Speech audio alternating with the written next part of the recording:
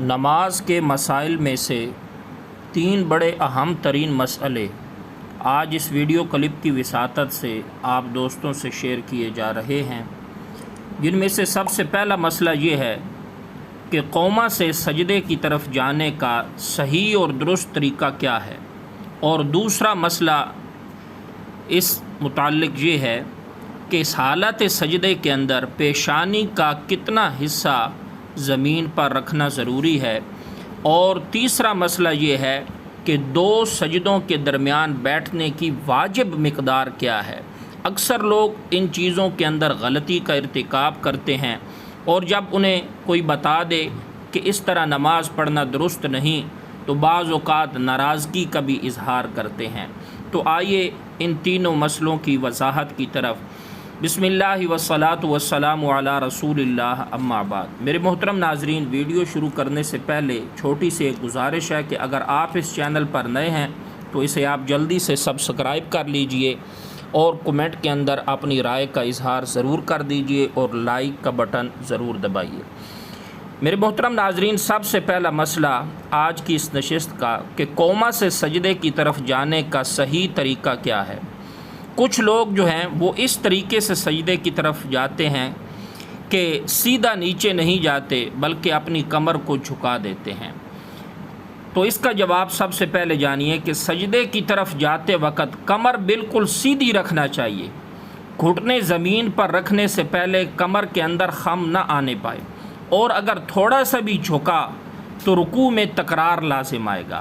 تو اس لیے انسان کو چاہیے کہ قوما سے جب سجدے کی طرف جائے تو بالکل گھٹنے نیچے زمین پر رکھنے تک اپنی کمر کے اندر خم نہ آنے دے۔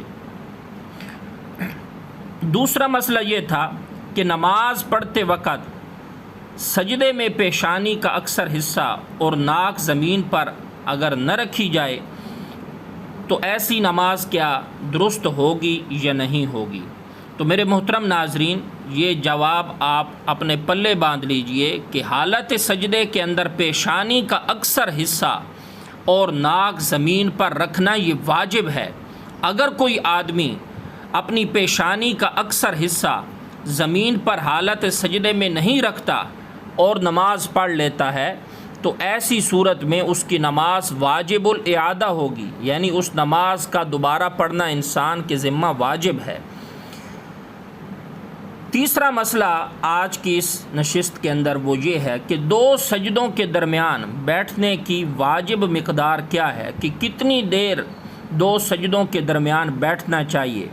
اور اس سلسلہ کے اندر ایک اور بھی بات یہ ہے کہ واجب مقدار جو بیٹھنی ہے کہ اس کا کس طرح پتہ چلایا جائے گا کہ یہ ہم واجب مقدار بیٹھے ہیں۔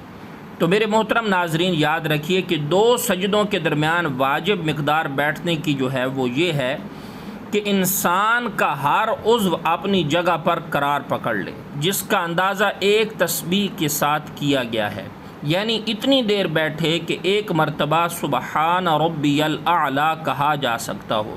اور مستحب مقدار یہ ہے کہ اس وقت کے اندر انسان یہ دعا پڑھ لے، اللہم اغفر لی وارحمنی وعافنی واہدنی وارزقنی۔